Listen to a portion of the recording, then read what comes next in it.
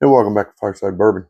And we are going to do a Fresh Crack Friday with this Taylor small batch bottle and bond. This is coming to us. Let's check it, Mike. Yeah. This is coming to us from our buddy Whiskey Medic 1776. Sent us this bottle, and we are excited to crack this thing open and get into it. Oh, get out of the tater tube there. Let's leave that up there. It just looks good, don't it? Get this thing cracked open here.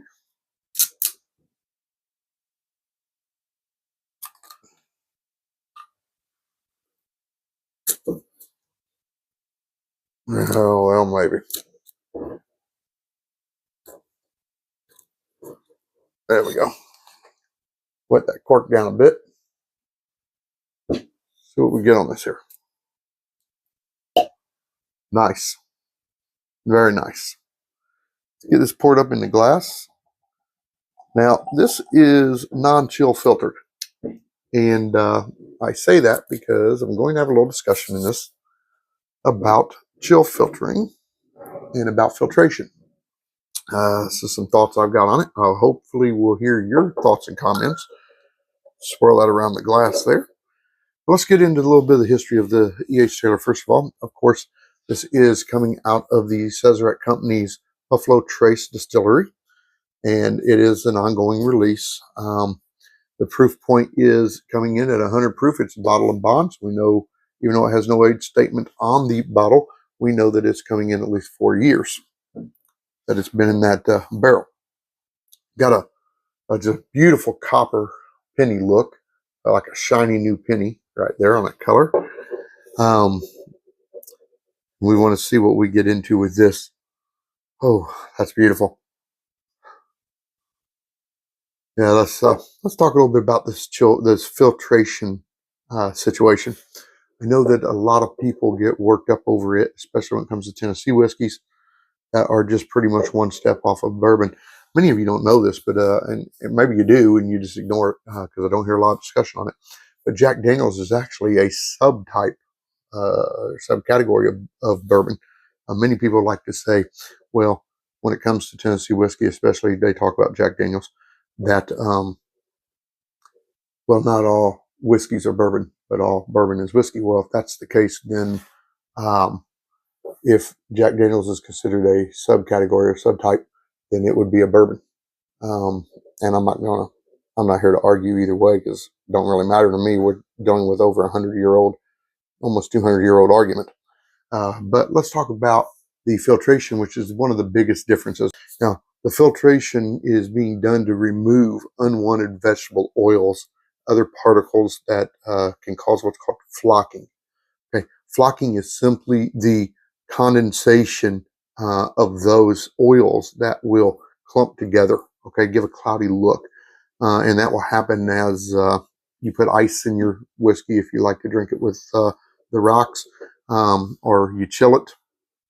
You can see that. Okay, in a non-chill filtered or a non-filtered expression like this. If we would do that, we would see some cloudiness from that. So when you filter that, you get rid of that. You remove those oils, you remove those compounds, you get rid of the cloudiness, it keeps it clearer. But you also get rid of flavor profiles. So there's a trade-off. There's a trade-off. Does it hurt us to drink it when it's cloudy? Does it hurt us to drink it with the oils in it? Does it hurt us to drink it with particles in it? No, it does not. Many people want it that way. But where did the filtration concept come from? Especially the one that is known as the Lincoln County process. Well, it comes from a man who was a former slave. His name is Nathan Green. You know him as Uncle Nearest, Nathan Nearest Green. And he actually taught it to Jack Daniel's. And that was to take maple wood, to burn it, to create a charcoal, then to break it down into small pieces and to fill vats with it. And they would do this in the excess of 3 meters high, which is roughly 9 foot. Around meter in a yard is about the same thing. So about 9 foot. Now, we go on in the process. There's two main companies in Tennessee. Of course, George Dickel out of Cascade Hollow, and out of Lynchburg is Jack Daniels. And they each have their own level they go to with it. George Dickel goes down to around 5 degrees Celsius and steeps their filtration, their juice into the filter at about 13 feet. Other companies do it 10 to 13 feet. So there's different concepts. But Uncle Nearest taught Jack Daniels to do approximately 3 meters, 9 foot roughly, and to do that through this maple wood process that we know now as the Lincoln County process, which has become a big point of argument.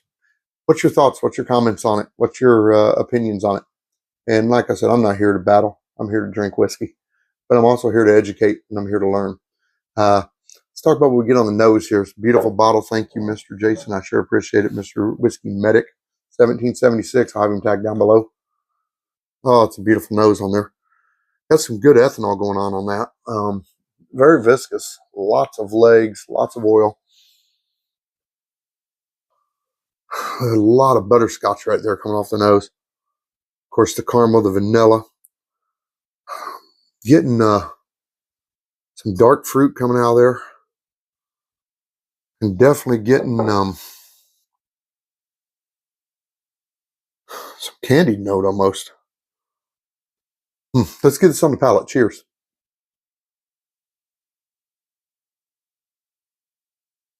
Don't know the mash bill on that. Definitely got some rye note there. A lot of sweet. Very sweet.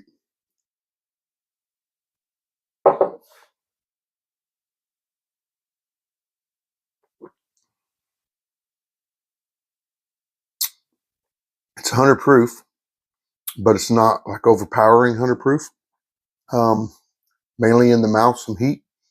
A little bit to the throat. None in the chest at all. Wow. A lot of dark fruit. Almost getting like a dark cherry. Some raisin. Getting some floral note in that mid palate. Good medium finish. Nothing too great there. But getting a little bit of leathery note at the very finish there, in the very back of the palate. A little tobacco, a little dry oak, and maybe even yeah, like a candied apricot. Getting like a candied apricot. Definitely getting a candy note and getting some fruit in there. A lot of dark fruit, some citrus. Wow, nice. Give this a number.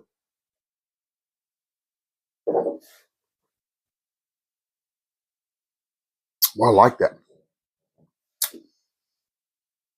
3.9. 3.9 is where we're going to be. 3.9 out of 5. Make that even. 78%. Definitely one I'm going to keep on the bar. Definitely one I am going to be visiting often and having pours from. So, folks, I don't know about you. Don't want to have arguments about the filtration process, whether you agree or disagree. Let me throw a couple more little notes in here.